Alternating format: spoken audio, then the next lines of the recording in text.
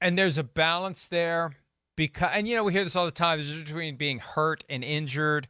Right. And look, some injuries you can play through, some you shouldn't play through, but all of them should be disclosed. I mean, I'm not Yes. advocating hypochondria, but if you have anything that doesn't feel right, why aren't you going to the training staff? Hey, can you take a look at this? And see, I wonder how much of it is aimed at concealing injuries from the injury report versus just encouraging players to suck it up and play through it. I think both factors are at play here. On one hand, you want these guys to not use it as an easy path to get out of practice, right? Right. Oh yeah, so and so's hurt again. But also when they come to the training room and they get treatment, that is the ticket to being disclosed on the injury report.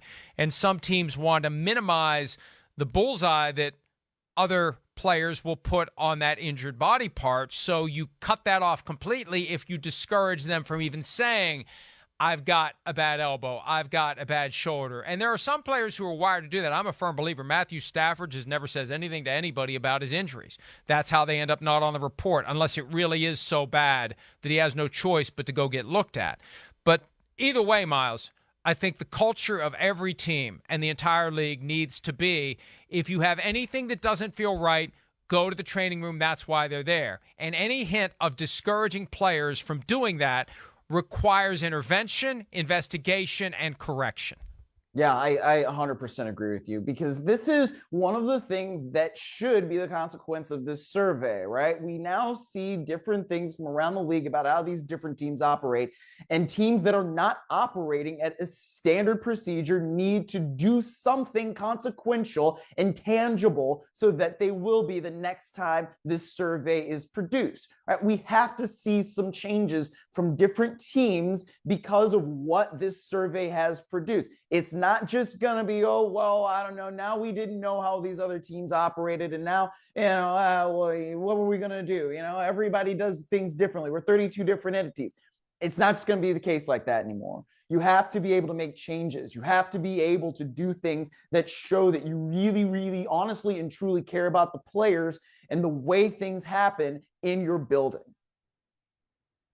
And kudos to the NFL Players Association. This is a tangible way that the players can push back against the immense power that the oligarchs have, shaming them, calling them out.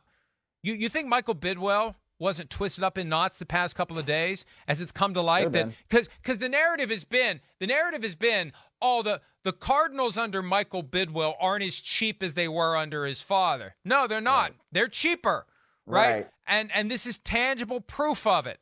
So, hey, the best way to instigate change is to shame those who need to change into changing. So I think this was genius. I think it's brilliant. And hopefully this is the thing that will pull. And, this whole F- thing, it is funny, but it's sad too, because I've seen people say, let's pity the millionaires. These teams are paying them a lot of money. Well, they're paying a lot of money because they have to.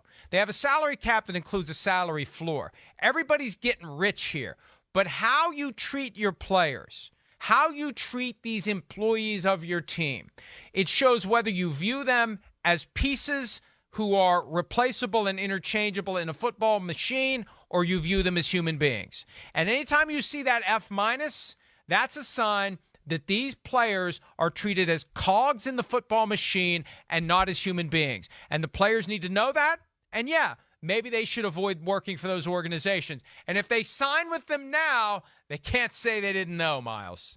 No doubt. I mean, the whole thing about the Cardinals, taking a payroll deduction for dinner or other meals like that in the offseason, that's absurd. It's just ludicrous. I mean, and then one of the other things that stood out to me, and I haven't gone through all 32 of these surveys yet, but you have a situation with the Los Angeles Rams, Los Angeles Chargers. They share the same stadium. The Los Angeles Rams provide a family room. The Los Angeles Chargers do not. How is that possible in the same building? I don't get it. It doesn't make any sense. What are you doing? It's not like you're sharing that building on the same day. At least usually. I know they played together at the end of the season, but if you're the home team you should have a family room if the other home team provides that. So it's just some easy, simple things I think that can be fixed. I say this in jest, but there's a good chance that this joke probably is accurate. Chances are in the lease agreement between the Chargers and Stan Kroenke, there's a line item for using that room, and they just choose not to pay that line item. Plain and simple. That would be the most obvious explanation for it. That the family room isn't available to the Chargers family members because ownership doesn't want to pay that extra line item to Stan Kroenke, which probably is astronomically more than it should be because Stan Kroenke, all due respect, too late for that. But yeah, you've got somebody that just doesn't want to pay that fee. And that's the other side of this too. Like the whole meal thing, payroll deductions for food, all the food is a write-off. It's all part of the cost of doing business for the goodwill that you engender with your players, and the flip side, the ill will that you engender by charging them for their meal because they happen to be at the facility late.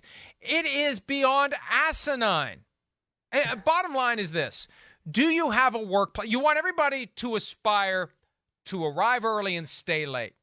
Yeah. If you have a workplace that people want to be at, it's a magnet to get them there. If you have a workplace that is not desirable, they're going to be less likely to show up early, less likely to stay late, and less likely to come in their day off. That's just common sense. Which gets back to why so many owners will not vote when it's time to do it for Daniel Snyder to be ousted from Club Oligarch. Because the best owners love having 10 to 12 teams that are run by people who don't understand basic concepts like that, Myles. And the truth is, as this survey shows, there are 10 to 12 teams out there being run by people who don't get it.